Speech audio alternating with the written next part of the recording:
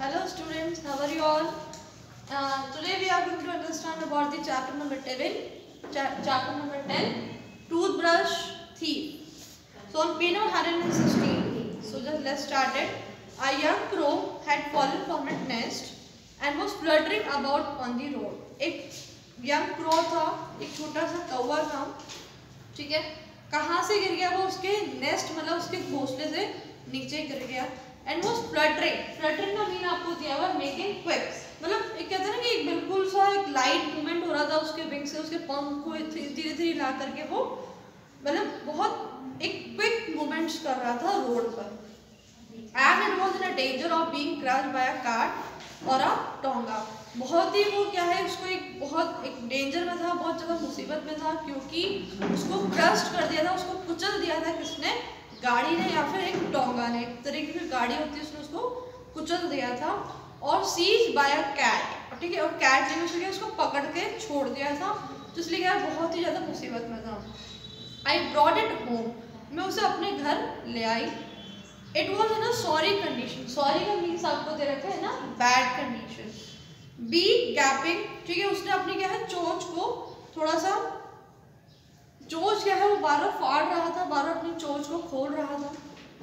And head drooping, और उसका जो हेड था, उसका जो सिर था वो लटकने लग गया था. And we do not expect it to live, हम एक्सपेक्ट भी नहीं कर रहे थे कि वो जिंदा मतलब जिंदा भी रहेगा या वो जिएगा भी सही आगे. But my grandfather and I did our best to bring it around, लेकिन मैंने, मेरे ग्रैंडफादर ने, हम दोनों ने मिलकर अपना बेस्ट दिया ताकि कि वो वापस से जिंदा रह सके. As a result the young crow was soon on its way to recovery, और हमें क्या रिजल्ट निकल के आया कि धीरे धीरे उसकी क्या हालत सुधरने लग गई थी. He was offered freedom but instead he made himself at home in our house. उसे हम फ्रीडम भी देना चाहते थे, उसको वापस उड़ने हम उसको देना चाहते थे, बट हमें लगा कि अभी से थोड़े दिन और हमारे घर पे रहना चाहिए. My grandmother and Mabel and even some of grandfather's pets objected. अब उसके घर पे रहने से मेरी ग्रैंडमदर को, हमारी आंटी मेबल और हमारे कुछ ग्रैंडफादर के कुछ पैट्स थे, उनको ऑब्जेक्ट हुआ उसके यहाँ से, उन्होंने अपोज किया, ऑब्जेक्शन उठाया कि इसको यहाँ पर नहीं रहने देना चाहिए. But there was no way of getting rid of the bird, लेकिन हमारे पास और कोई तरीका नहीं था उस बर्ड से, उस बर्ड से छुटकारा पाने का. We were not sure he was male, but we called him Castle. हमें श्योर नहीं था कि वो मेल क्रो है या कौन सा है, लेकिन हमने उसका नाम क्या रखा? Castle. Okay, now come on the next page. Before long Castle was joining us at a meal time, ठीक है, धीरे जब थोड़ा सा टाइम बीतने लगा तो कैसल ने हमें हमारे खाने के टाइम पे उसने हमें ज्वाइन करना शुरू कर दिया.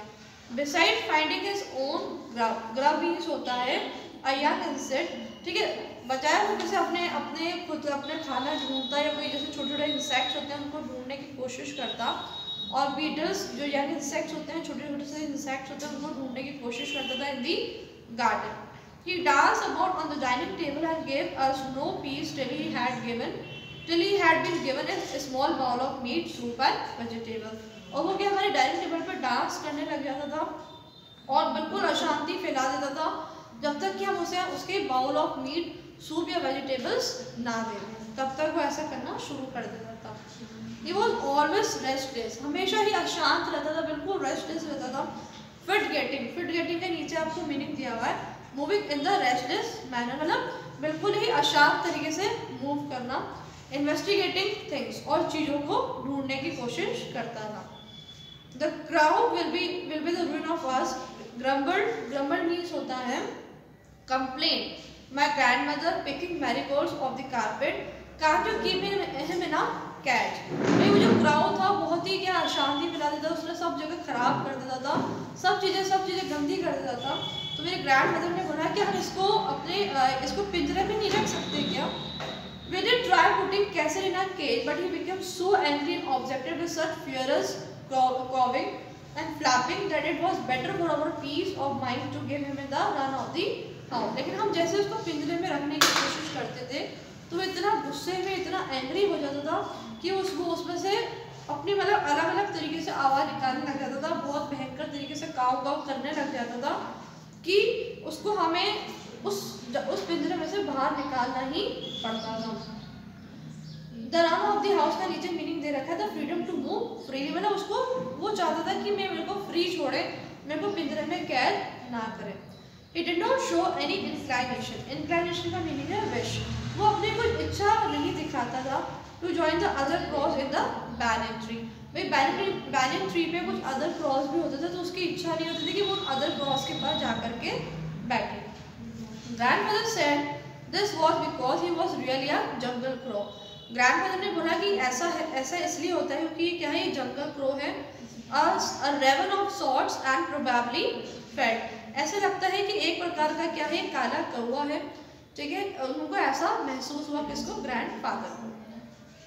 कंटेम्पटियस का नीचे मीनिंग दे रखा है not showing respect towards ordinary carrion crows. Carrion crows का भी नीचे मीनिंग दिया हुआ है a type of crow that eat the flesh of dead animals, ठीक है। वो किसी अदर कैरल क्रॉस के आगे मतलब टुवर्ड्स भी अपना कोई रिस्पेक्ट शो नहीं करता था, कोई भी अपना अट्रैक्शन शो नहीं करता था। But it seem to be that castle having grown used to living with humans on equal terms had become snobbish। snobbish का मीनिंग है proud and did not wish to mix with his own kind। मतलब वो ऐसा लगता था कि भाई वो और किसी और इंसेक्ट्स के साथ और ह्यूमन बींग्स का रहना पसंद करता था, लेकिन उसके खुद की जो जाति थी, जो अदर क्रॉस और थे उसी की तरह, वो उनके साथ रहने में कोई इंटरेस्टेड नहीं था। वन ऑफ आंट मैबल विजिट, हमारे घर पे एक बार आंटी मैबल आई। He alighted का मीन्स होता है got down from the air and sat on something, ठीक है। एकदम से वो एयर में से एकदम से हवा से नीचे उतरती हुई एक जगह पर बैठ गई। On her arm and cackled kiss, ठीक है। एकदम से वो जैसे ही वो गिरी तो एकदम से उनके हाथ में कड़कड़ाने की आवाज आने लग गई। Aunt Mabel was delighted and probably flattered and leaned, जो Aunt Mabel थी बहुत खुश हुई, बहुत उनको अच्छा लगा देख करके, and leaned forward for a kiss, but Castle attention had shifted to my aunt gleaming spectacles। लेकिन जो हमारा कैसल था उसका अटेंशन किसके, जो आंटी ने जो स्पेक्टिकल्स लगाए हुए थे उसका ध्यान उस पर चला गया। He thrust at them with his beak and knocked them off। वो जोर से उन पे जो क्रो था, जो कैसल था, उसने जोर से हमला किया अपनी चोंच से और उसको निकाल दिया, उनके चश्मे को ऐसे उसने खींच दिया। Aunt Mabel was never a success with pets, और ऐसा एक्सपीरियंस Aunt Mabel को किसी भी पेट के साथ पहले नहीं था। If he had restricted his activities to our own house, he would not have been so bad। अगर हम उस कैसल को अपनी कुछ एक्टिविटीज के लिए रोक देते, रेस्ट्रिक्ट कर देते, तो ऐसा आंटी मैबल के साथ नहीं होता। But he took to visiting neighbor's house and stealing pens, चोरी करना पेन एंड पेंसिल्स को चोरी करके अपने पास ले आता था, हेयर रिबन्स को चोरी कर लेता था, कॉम्स को, कीज को, शटल कॉक्स होती है एक प्रकार की चिड़िया होती है, ठीक है, टूथ ब्रशेस, ठीक है, एंड फॉल्स टीथ, इन सबको चोरी कर करके वो अपनी जगह पर ले आया करता था। कौन, castle. He was specially fond of tooth brushes, उसको मतलब बहुत ही अच्छे लगते थे, क्या, टूथ ब्रशेस बहुत अच्छे लगते थे। And made a collection of them on the top of the cupboard in my room, ठीक है। वो फटाफट से इकट्ठा कर करके टूथ ब्रशेस को उसने अपने कबर्ड के ऊपर रख दिए थे। It was Castle gardening activities which finally led to disaster। और ये कैसे कैसल की गार्डनिंग एक्टिविटीज थी जो कि फाइनली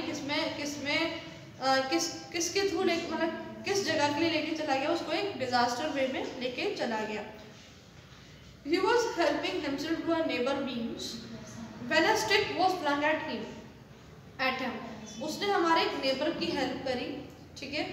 जब when a stick was flung at him, जब उस पे एक छड़ी जाकर के अटक गई, तब उसने हमारे एक नेबर बीन्स की हेल्प करी। Breaking his leg, ठीक है, carried the unfortunate bird home and grandfather and I washed and bandaged his leg as best we could, ठीक है। तब क्या था, उसकी लेग पे चोट लग गई थी, तब हमने क्या है उसकी लेग पे बैंडेज लगाई, थोड़ा अच्छी करने की कोशिश करी, but it would not man, पर ऐसा करने से कुछ ज़्यादा अच्छा नहीं हुआ। He grew weaker day by day refusing to eat, और जैसे उसकी लेग पे चोट लगी थी, उस छड़ी को, उस फलियों को बचाने के चक्कर में, तो उसकी वजह क्या डे बाय डे कमजोर होता जा रहा था, उसने खाना भी छोड़ दिया था, कुछ खा भी नहीं रहा था। One morning I found him dead on the sofa, और जब एक दिन सुबह हुई तो हमने देखा कि वो सोफा पे मरा हुआ मिला। His legs stiff in the air, उसकी जो legs थी वो हवा में मतलब एक तरीके से क्या उड़ रही थी उसकी legs, ठीक है। I dug a shallow, ठीक है, shallow का मीन्स आपको देखा है नॉट डीप, ज़्यादा गहराई में नहीं था, grave in the garden, ठीक है। वो कहाँ पे देखा कि भाई हाँ उसको हमने मतलब गार्डन में इसको छोड़ दिया था। And buried him there along with all the toothbrushes and clothes bag. He had taken the trouble to collect, जब हमने उसको क्या गार्डन में इसको दफना दिया था, वहीं पे हमने इसको गाड़ दिया था, और उसके साथ जितनी वो टूथब्रशेस कलेक्ट करके लेकर आता था वो क्रो, उसमें हम उसको हमने साथ में उसके सब चीज़ों को भी गाड़ दिया था। Which he had taken trouble to, पर जब उसको थोड़ी बहुत तकलीफ होती थी उन सबको इकट्ठा करने में, और फिर भी क्या सबको चीज़ें कलेक्ट करके लेकर के आकर के कबर्ड के ऊपर इकट्ठा कर दिया जाता था। तो जैसे ही जब उसकी डेथ हुई तो हमने उसको गार्डन में दफनाया, और साथ में उसकी सब चीज़ों को ही वहाँ पे क्या है हमने वहाँ पे दफना दिया उसके साथ में। So that's all student, this chapter is finished here, ठीक है। Question answers and the exercise will be uploaded in the PDF form. Thank you and have a nice day.